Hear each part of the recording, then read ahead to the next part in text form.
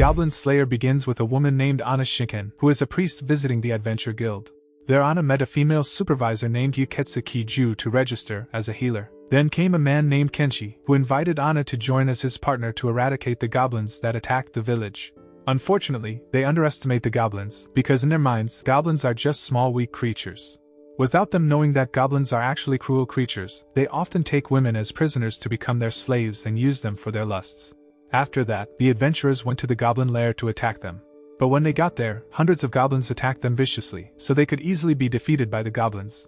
When the attack occurred, only Ana survived, and even she peed on the spot because she was afraid to see the cruelty of the goblins towards the adventurers. Moreover, she was alone there. Not long after, a man in armor, nicknamed Goblin Slayer, came to help Ana. He intends to slaughter all the goblins there, and Ana also goes with him. Then, the two of them devised a plan to slaughter the goblins there, so that they both could blow up the place. It is known that Goblin Slayer is a cruel human when dealing with the goblins, and he did not hesitate to kill the little goblins sadistically. The next day, the adventurers in the Adventure Guild came to the goblin lair with equipment for the victims of the goblin prisoners. Most of the prisoners were women who were the victims of the goblins. They were given blankets and climbed into a cart to be taken to the city. The scene then shows the past of Goblin Slayer. At that time, his village was attacked by goblins, and he saw when his family was killed and tortured by them. Even their village was burned down by the goblins. Goblin Slayer, who was still a child, couldn't do anything, he could only peek at them from their hiding place. Since then, he was determined to kill all the goblins, so he is now nicknamed the Goblin Slayer. After that, Goblin Slayer returned to his home, where he lived with his childhood friend, Yoshikai Musumi. He always checks his yard, because he has to make sure there are no traces of goblins around his house. After that, he went into the house to have breakfast with Musumi, then they got ready to go to town to sell cow's milk. After that, Goblin Slayer invites Musumi to meet Ana at the Adventure Guild to discuss their new strategy against the goblins. And then, the three of them went to Ju to say that he and Ana would go back to the goblin lair, while Musumi returned home. In the evening, the two of them went to a hill near the goblin's lair. Then Goblin Slayer attacked their nest with fire arrows until the nest caught fire. They approached the nest to lock them up using the Ana's power, so that they all burned in there. Goblin Slayer continued to observe the nest. Even if a goblin tried to escape, he immediately slaughtered it mercilessly. The next day, 3 guests came to the Adventure Guild and were greeted by Ju. The guests were a woman named Yusiyundi, a male lizard demon named Tokaji Sawaryi, and a male dwarf named Kahito Doshirki. They wanted to ask Goblin Slayer for help to eradicate the goblins in the elves' territory. Goblin Slayer agreed to help them, and confirmed it to Ju as his new mission. In the evening, Goblin Slayer went with them and made camp. They held a barbecue with a bonfire to get to know each other. The next morning, they went near the goblin's lair. Yusi immediately attacked the guards of the goblin nest using her arrows. After that, they all entered the lair and met a female elf who was being held in a wounded condition. Suddenly, a goblin appeared to attack them with a knife, but Goblin Slayer swiftly cut the goblin's head with his sword. Shortly after, Tokaji summoned one of his soldiers via telepathy to come there and take the injured elf to a nearby village. Meanwhile, they continued their journey again in the goblin's lair. Inside, they saw that there were many goblins on guard. Kahito and Ana then used sleep and illusion magic to make the goblins unconscious. After that, they massacred all the fainted goblins.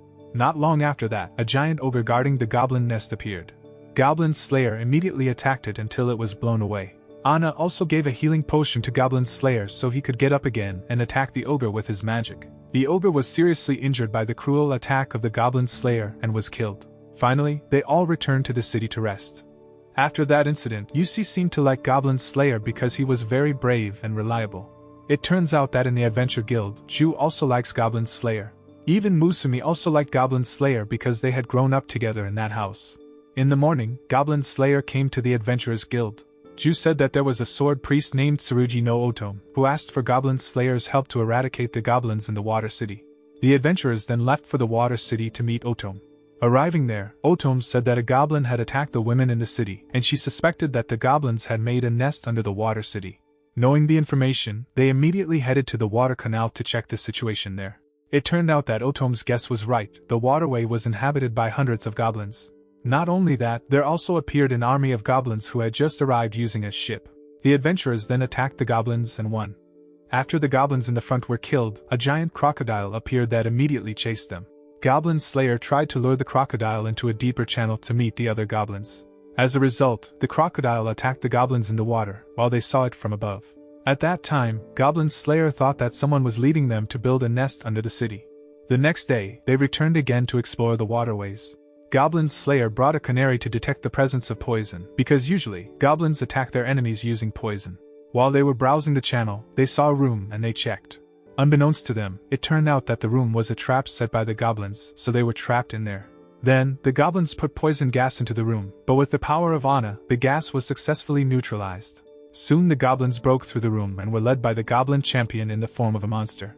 A fight ensued there, but Goblin Slayer was overwhelmed by the goblin champion until he was seriously injured. However, there is a red power that awakens the Goblin Slayer's energy, so that he can get up again and attack the goblin champion sadistically. Seeing this, the other goblins ran away from there. It is known that Goblin Slayer and Anna were seriously injured. When he woke up, Goblin Slayer was already in a room and sleeping on a bed with Anna.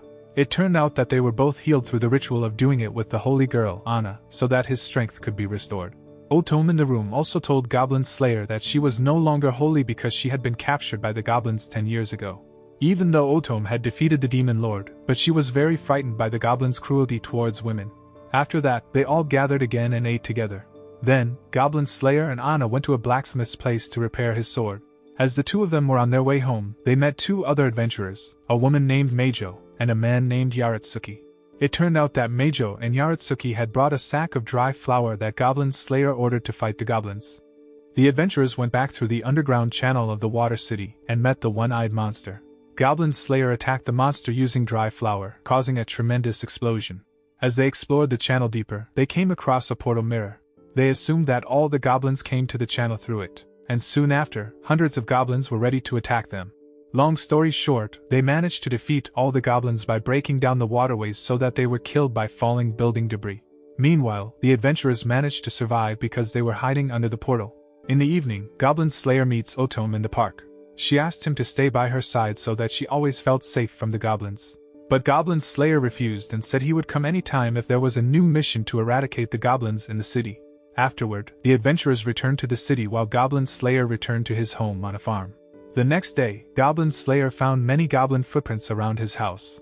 He also asked Musumi to temporarily stay away from their house because he suspected that the goblin leader had ordered his troops to attack their village. But Goblin Slayer also realized that he would not be able to face them all alone, so he asked the other adventurers in the guild for help. Then, Goblin Slayer came to the adventure guild to meet the other adventurers there. He told the incident that he had seen earlier and asked all of them to help him, and they were happy to help him. Even Ju, representing the Adventure Guild, announced that the guild would give a reward of 1 gold coin for 1 goblin head. In the evening, the Goblin King was seen preparing to attack the village. The goblins used the female captives they had placed in the vanguard to protect against the adventurers' attacks. Luckily, Meijo and Kahito could overcome this by using their magic, so that other adventurers could save the captives. Only then did the battle begin, so the adventurers easily defeated the goblins. It turned out that the Goblin King had sent the Hobgoblin and the Goblin Champion there. So the adventurers faced the 2 giant goblins, while Goblin Slayer directly faced the Goblin King. Because the strength of the Goblin King and Goblin Slayer were very strong, they were both seriously injured. Luckily, Anna came to heal Goblin Slayer so he could rise again and kill the Goblin King. After that, they returned to the city and had a party together. There, Goblin Slayer also opened his iron head cover. Many adventurers were curious about Goblin Slayer's real face, because so far, he had never shown his face. After he opened the iron cover, the women there were stunned to see his good looks. The moral that can be learned is not to underestimate the opponent just from their physical appearance, because we don't know what strength they secretly have.